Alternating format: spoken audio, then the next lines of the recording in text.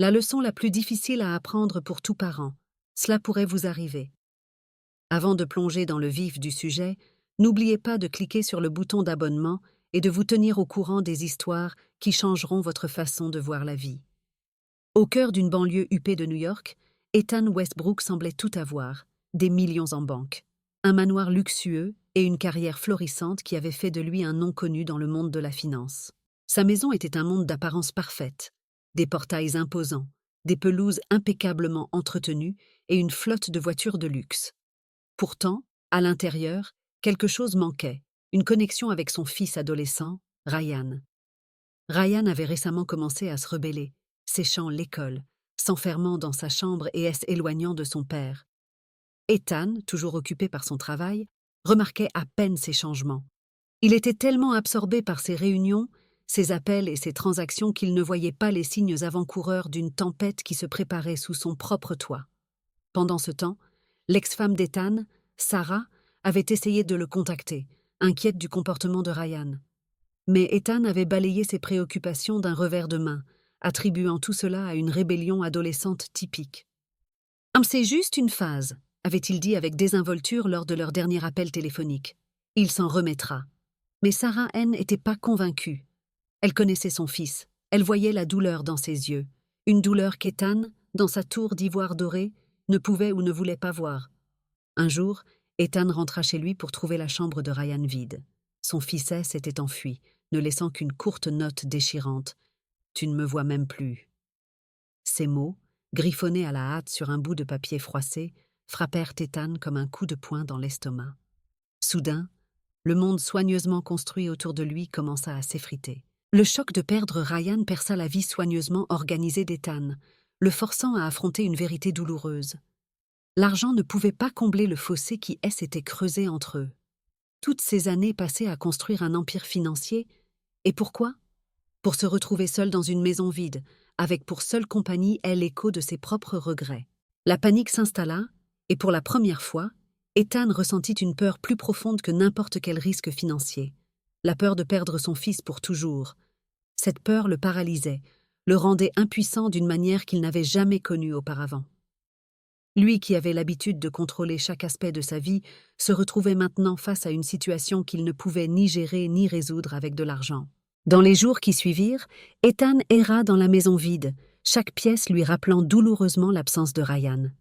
Il s'arrêtait devant la chambre de son fils, osant à peine y entrer. Quand il le fit finalement, ce fut comme entrer dans un sanctuaire abandonné. Les posters sur les murs, les vêtements éparpillés sur le sol, les livres empilés sur le bureau, tout était exactement comme Ryan l'avait laissé. Ethan réalisa avec un choc qu'il ne connaissait même pas les goûts musicaux de son fils, ni ses livres préférés. Comment avait-il pu être si aveugle ? Il s'assit sur le lit de Ryan, prenant dans ses mains un sweatshirt que son fils portait souvent. L'odeur familière le frappa, déclenchant une vague de souvenirs, des moments qu'il avait manqués, des conversations qu'il aurait dû avoir, des « je t'aime » qu'il n'avait jamais prononcés. Pour la première fois depuis des années, Ethan Westbrook, le titan de la finance, l'homme qui ne montrait jamais de faiblesse, pleura. Le désespoir s'installa, mêlé à une détermination féroce. Ethan savait qu'il devait agir, qu'il devait retrouver son fils. Mais plus important encore, il devait changer. Il devait devenir le père que Ryan méritait, le père qu'il aurait dû être depuis le début.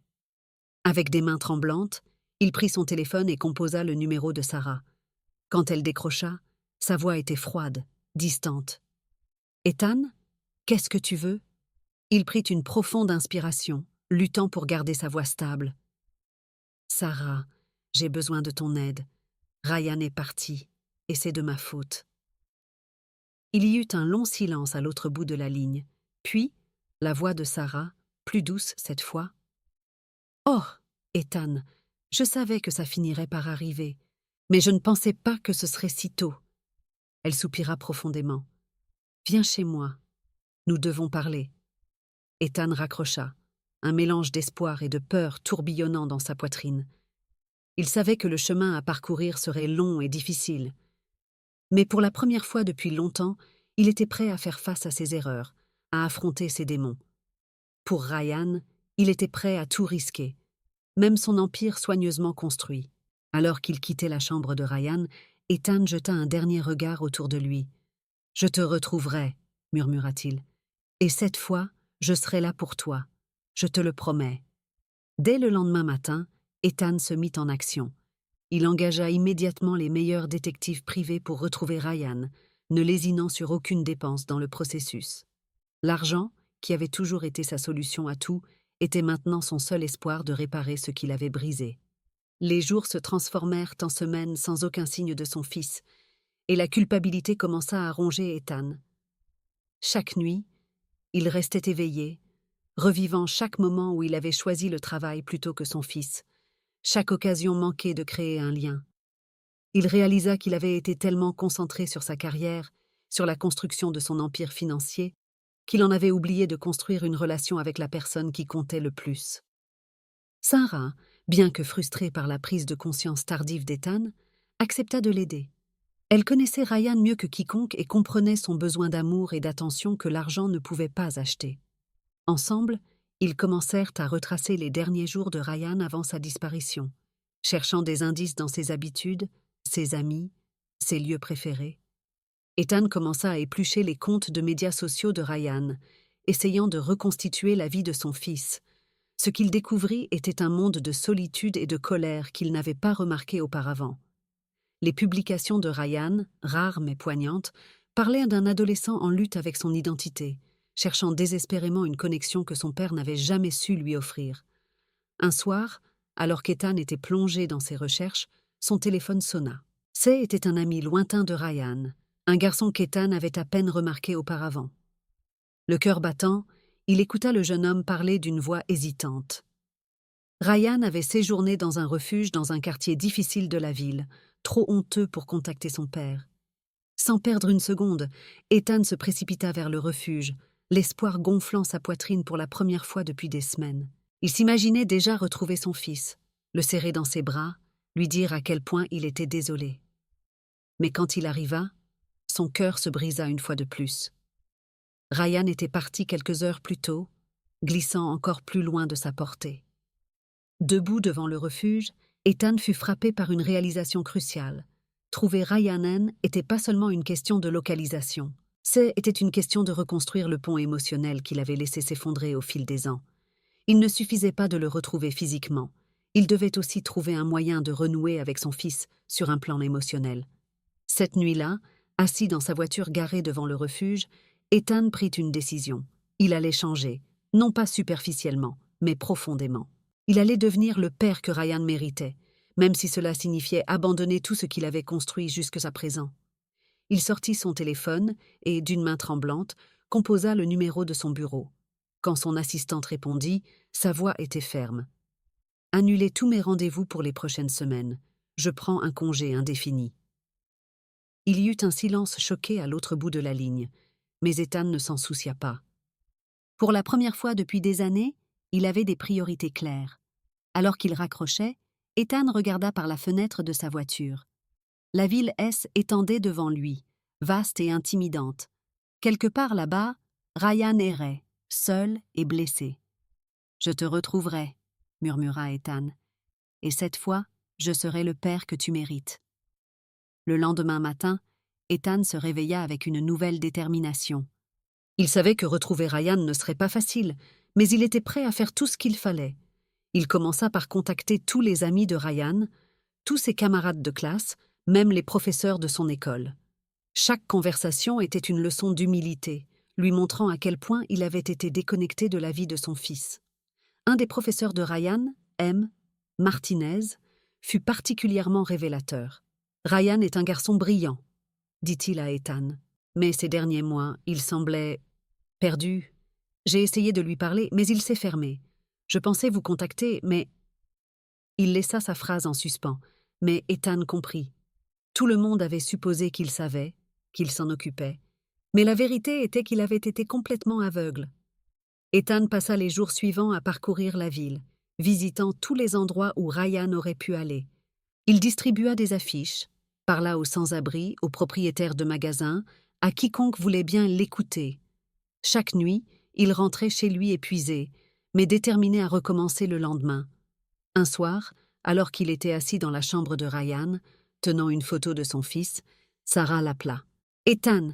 dit-elle doucement. « Je pense que nous devons envisager que Ryan ne veut peut-être pas être trouvé tout de suite. » Ces mots frappèrent Ethan comme un coup de poing. « Que veux-tu dire » demanda-t-il, la voix tremblante. Sarah soupira. Ryan a toujours été un garçon sensible. Il a peut-être besoin de temps pour lui-même, pour comprendre qui il est loin de tout ça. Elle n'avait pas besoin de préciser ce qu'elle entendait par tout ça, la pression, les attentes, la vie dans l'ombre d'un père célèbre et absent. Ethan sentit les larmes lui monter aux yeux. « Mais il est en danger là-bas, Sarah. Il est seul. »« Je sais, » répondit-elle doucement. « Mais peut-être que ce dont il a le plus besoin maintenant, c'est de savoir qu'il a un foyer où revenir quand il sera prêt. Un foyer avec un père qui l'attend, prêt à l'écouter et à le comprendre. » Ces mots résonnèrent profondément en Ethan. Il réalisa que sa quête frénétique pour retrouver Ryan était en partie motivée par sa propre culpabilité, son propre besoin de se sentir comme un bon père. Mais être un bon père signifiait parfois donner à son enfant l'espace dont il avait besoin, tout en restant présent et aimant. « Tu as raison, » dit-il finalement. « Mais comment puis-je lui faire savoir que je suis là pour lui, que je l'attends ?» Sarah réfléchit un moment. Pourquoi ne pas écrire une lettre ? Nous pourrions la publier dans les journaux locaux, la diffuser sur les réseaux sociaux. Une lettre ouverte à Ryan, lui disant tout ce que tu ressens, tout ce que tu veux qu'il sache. L'idée frappa Ethan comme une révélation. C était parfait, une façon de tendre la main à Ryan sans le forcer, de lui montrer qu'il était aimé et attendu, où qu'il soit. Cette nuit-là, Ethan s'assit à son bureau et commença à écrire. Les mots coulèrent de son stylo, portant des années de regrets, d'amour non exprimé et de promesses pour l'avenir. Quand il eut fini, il relut la lettre, les larmes aux yeux. Pour la première fois, il avait l'impression d'avoir vraiment ouvert son cœur à son fils. Les jours qui suivirent la publication de la lettre furent à la fois remplis d'espoir et d'angoisse pour Ethan. Chaque fois que son téléphone sonnait, son cœur faisait un bond, espérant que ce serait Ryan. Mais le silence persistait, lourd et oppressant. Ethan commença à creuser plus profondément dans son propre passé, réfléchissant à la façon dont son obsession du succès avait creusé un fossé entre lui et Ryan. Il se replongea dans ses souvenirs, cherchant à comprendre comment les choses avaient pu déraper à ce point. Il se rappela l'enfance de Ryan, comment son fils le regardait autrefois avec admiration, avide de son attention. Ethan revoyait le petit garçon aux yeux brillants qui l'attendait chaque soir, impatient de lui raconter sa journée. Mais au fil des ans, à mesure qu'Ethan gravissait les échelons de l'entreprise, ces moments étaient devenus de plus en plus rares. Un souvenir en particulier le frappa de plein fouet. Était le 10e anniversaire de Ryan. Ethan avait promis de être là, d'organiser une grande fête. Mais un important contrat s'était présenté, et il avait choisi de rester au bureau. Il se souvenait avoir appelé à la maison, entendant la déception dans la voix de Ryan quand il lui avait dit qu'il ne pourrait pas venir. « Ce n'est pas grave, papa, » avait dit Ryan d'une voix tremblante. « Je comprends. » Mais Ethan réalisait maintenant que son fils n'avait pas compris. Comment aurait-il pu ? Dans son cœur, Ethan savait que Ryan Nen n'était pas seulement perdu dans la ville, il était perdu dans les fissures d'un père qui avait été trop occupé pour le voir. Chaque succès professionnel, chaque million gagné, avait en réalité été une brique de plus dans le mur qui les séparait. Désespéré d'obtenir des réponses, Ethan décida de rendre visite à Sarah et de lui demander de l'aide. Pas seulement pour retrouver Ryan, mais pour comprendre comment être le père dont son fils avait besoin. Il savait que cette conversation ne serait pas facile, mais il était prêt à affronter la vérité, aussi douloureuse soit-elle. Quand il arriva chez Sarah, la tension était palpable. Leur conversation fut tendue au début, des années de ressentiment et de communication brisée pesant lourdement entre eux. Mais Sarah, bien que toujours blessée, s'adoucit en voyant la sincérité d'Ethan. Elle vit dans ses yeux une douleur qu'elle n'avait jamais vue auparavant, une vulnérabilité qui la surprit. « Ethan » commença-t-elle doucement, « Ryan a toujours eu l'impression d'être une ombre dans ton monde trépidant. Il admirait tellement ton succès, mais en même temps, il se sentait invisible à tes yeux. » Ces mots frappèrent Ethan comme un coup de poignard. Il avait toujours pensé que son succès était un cadeau pour sa famille, une façon de leur offrir la meilleure vie possible. Mais maintenant, Il réalisait que ce qu'il considérait comme un sacrifice pour eux avait en réalité été une forme d'abandon. Sarah continua, sa voix mêlant tristesse et frustration. Ryan luttait contre la dépression depuis des années, Ethan. Des années. Et tu ne l'as jamais remarqué parce que tu pensais que fournir un confort matériel était suffisant? Ethan sentit son monde s'effondrer autour de lui. Comment avait-il pu être si aveugle? Comment avait-il pu manquer quelque chose d'aussi crucial dans la vie de son propre fils? Je ne savais pas, balbutia-t-il, les larmes aux yeux. C'est pourquoi ne m'as-tu rien dit? Sarah le regarda avec un mélange de pitié et de colère. J'ai essayé, Ethan, tant de fois. Mais tu étais toujours trop occupé, toujours en train de courir après le prochain gros contrat. Tu n'écoutais pas vraiment. Pour la première fois, Ethan pleura ouvertement devant son ex-femme, réalisant que tout l'argent du monde ne pouvait acheter la seule chose dont Ryan avait vraiment besoin, la présence de son père. « Ah, que puis-je faire » demanda-t-il, la voix brisée. « Comment puis-je arranger les choses » Sarah soupira profondément. « Ce ne sera pas facile, Ethan. Ryan a besoin de savoir que tu es vraiment là pour lui, pas seulement quand ça t'arrange. Il a besoin de sentir qu'il est plus important que n'importe quel contrat ou réunion d'affaires. » Ethan hocha la tête, déterminé. « Je ferai tout ce qu'il faut. Je changerai. Je serai là pour lui, jour et nuit. Ce n'est pas seulement une question de être physiquement présent, » expliqua Sarah. C'est une question d'écoute, de compréhension. Ryan a besoin de sentir que tu le vois vraiment, que tu l'acceptes tel qu'il est, pas tel que tu voudrais qu'il soit. Ces mots résonnèrent profondément en Ethan. Il réalisa qu'il avait toujours eu une image préconçue de ce que son fils devrait être, un futur homme d'affaires, suivant ses traces. Mais il n'avait jamais vraiment pris le temps de découvrir qui Ryan était réellement, quels étaient ses rêves et ses aspirations. « Je veux apprendre », dit Ethan avec une sincérité qui surprit même Sarah. « Je veux connaître mon fils, le vrai Ryan, pas l'image que je m'en suis faite. » Sarah sourit faiblement, touchée par ce changement chez son ex-mari. « C'est un bon début, Ethan. Mais souviens-toi, les actions parlent plus fort que les mots. Ryan aura besoin de temps pour te faire confiance à nouveau. » Alors qu'il continuait à parler, Ethan sentit un mélange d'espoir et de peur grandir en lui. Le chemin à parcourir serait long et difficile, mais pour la première fois, il était prêt à faire face à ses erreurs, à affronter ses démons. Pour Ryan, il était prêt à tout risquer, même son empire soigneusement construit. Avant de partir, Ethan se tourna vers Sarah une dernière fois. « Merci, » dit-il simplement, « pour avoir été là pour Ryan quand je ne l'étais pas, et je suis désolé, pour tout. » Sarah hocha la tête, ses yeux brillants de larmes contenues. « Trouve-le, Ethan, et cette fois, sois vraiment là pour lui. » Alors qu'Ethan quittait la maison de Sarah, il sentit un poids énorme sur ses épaules, mais aussi une détermination nouvelle. Il savait maintenant ce qu'il devait faire. Ce n'était pas seulement une question de retrouver Ryan physiquement, mais de le retrouver émotionnellement, de reconstruire leur relation brique par brique. Il monta dans sa voiture, mais au lieu de rentrer chez lui, il se dirigea vers le parc où il avait l'habitude d'emmener Ryan quand il était petit. Assis sur un banc, regardant les enfants jouer avec leurs parents, Ethan sortit son téléphone et commença à écrire un message. Pas pour Ryan cette fois, mais pour son bureau. « Je prends un congé sabbatique indéfini », écrivit-il. « La famille passe avant tout. » Alors qu'il appuyait sur « Envoyer », Ethan sentit un poids se lever de sa poitrine. Pour la première fois depuis des années, il avait l'impression de faire le bon choix, de mettre ses priorités dans le bon ordre. « J'arrive, Ryan », murmura-t-il en regardant le ciel. « Et cette fois, je serai là. Vraiment là !»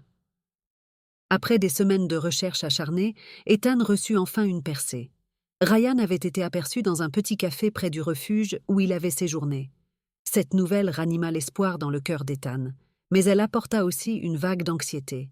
Que dirait-il à son fils? Comment Ryan réagirait-il en le voyant? Le cœur battant, Ethan se rendit au café, incertain si Ryan voudrait même le voir.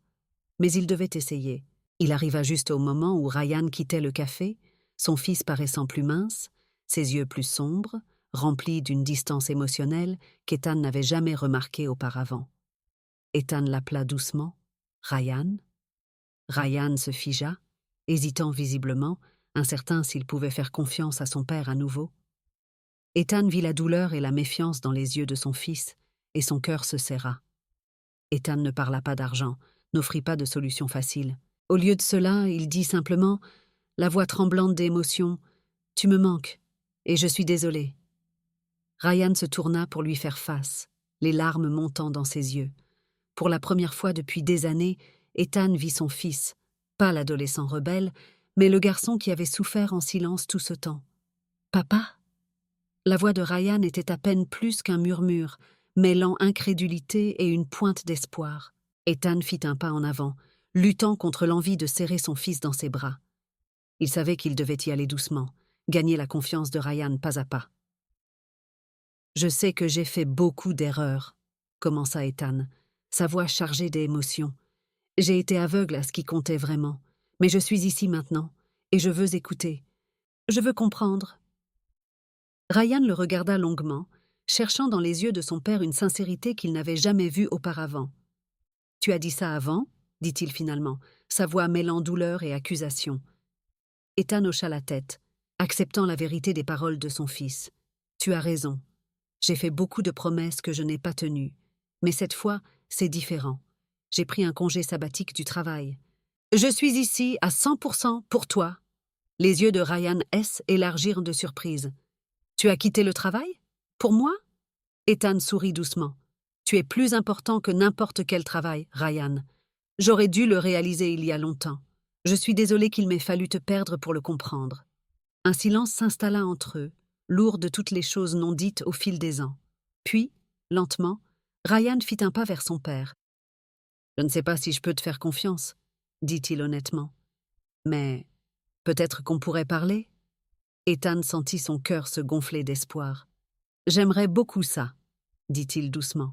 « Que dirais-tu d'aller prendre un café ou une glace comme quand tu étais petit ?»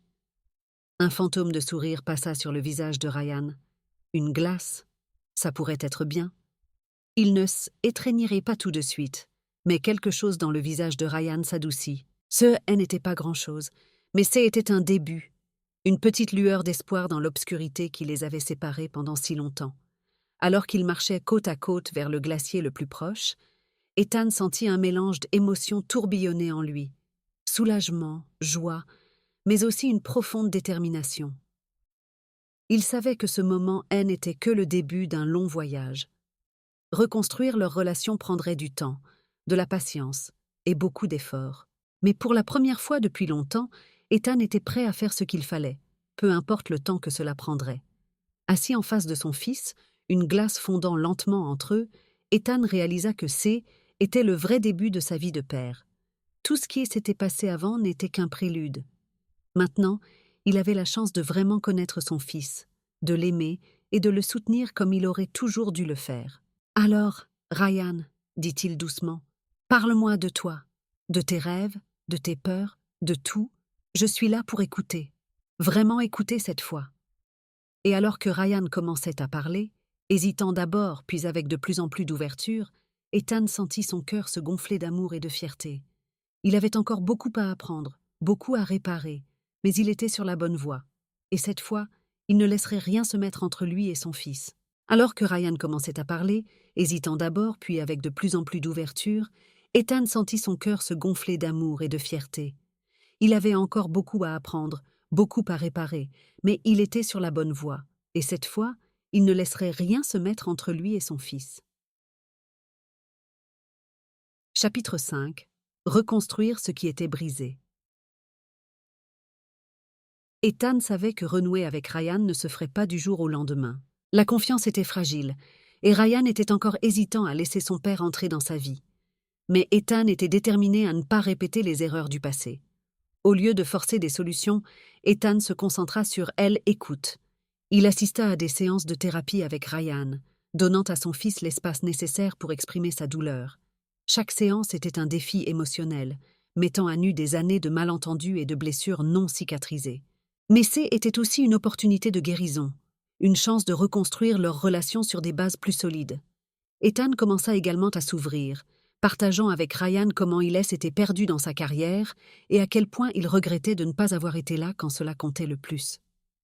Ces conversations étaient souvent difficiles, ponctuées de larmes et de silences lourds, Mais chaque mot honnête, chaque émotion partagée, était un pas vers la réconciliation. Lentement, les murs entre eux commencèrent à s'effondrer. Ils passèrent du temps ensemble, faisant des choses simples comme jouer au basket ou regarder des films, des moments qui signifiaient plus que tout le luxe qu'Ethan avait pu offrir auparavant. Ces instants de normalité, de connexion simple et authentique, étaient précieux pour tous les deux. Ethan fit un point d'honneur à réduire son temps de travail, mettant sa famille au premier plan pour la première fois de sa vie. Sa richesse ne le définissait plus. Sa relation avec Ryan le faisait.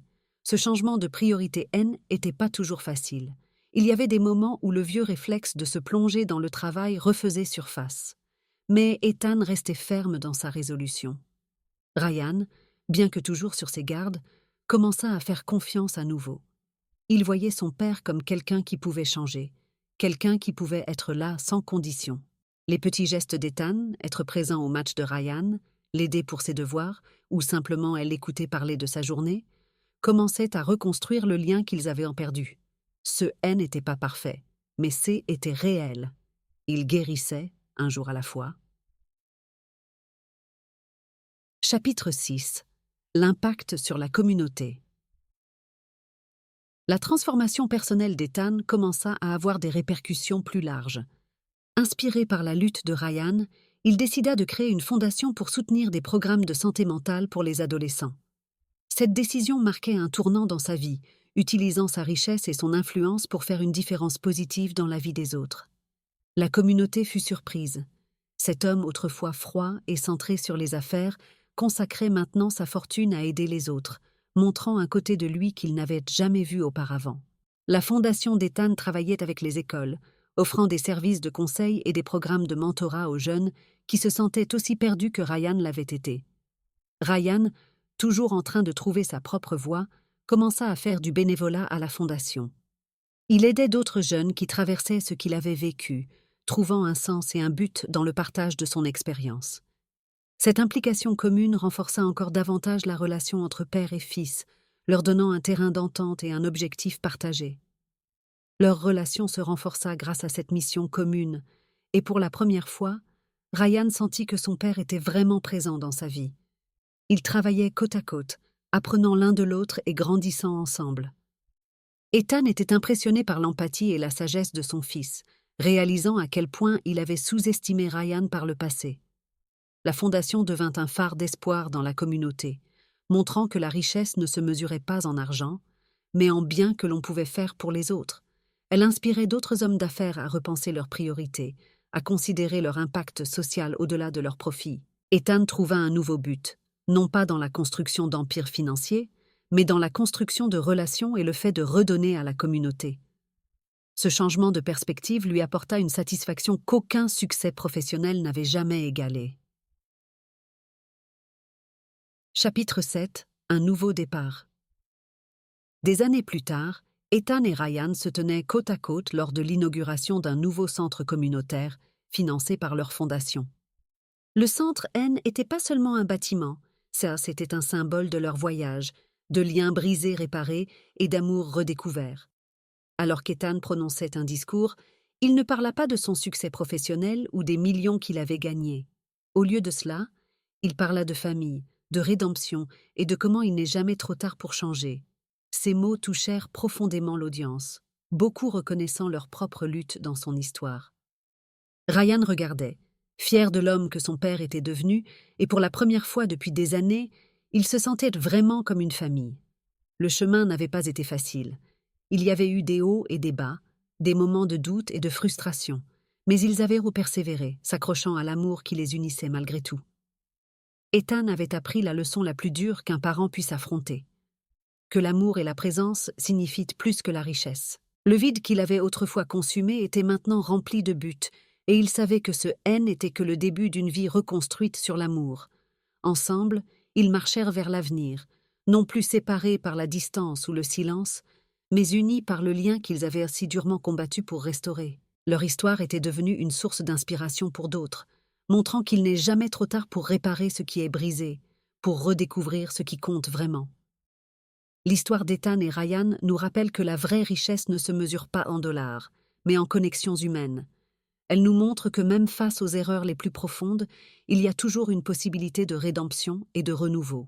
Leur parcours nous enseigne l'importance de la communication ouverte, de l'écoute active et de la volonté de changer. Ils soulignent que l'amour parental n'est pas seulement dans les gestes grandioses ou les cadeaux coûteux, mais dans la présence constante, l'attention sincère et le soutien inconditionnel. Cette histoire nous rappelle aussi que nos actions ont des répercussions bien au-delà de notre cercle immédiat. En transformant leurs propres relations, Ethan et Ryan ont créé des ondes de changement positifs dans leur communauté, inspirant d'autres à repenser leurs priorités et à utiliser leurs ressources pour le bien commun. Enfin, leur histoire est un témoignage puissant de la résilience de l'esprit humain et de la force de l'amour familial.